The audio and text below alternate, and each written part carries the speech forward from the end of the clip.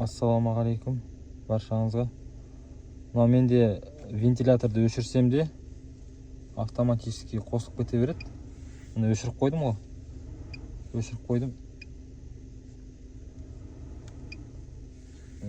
Өшірсем де автоматически қосыла береді.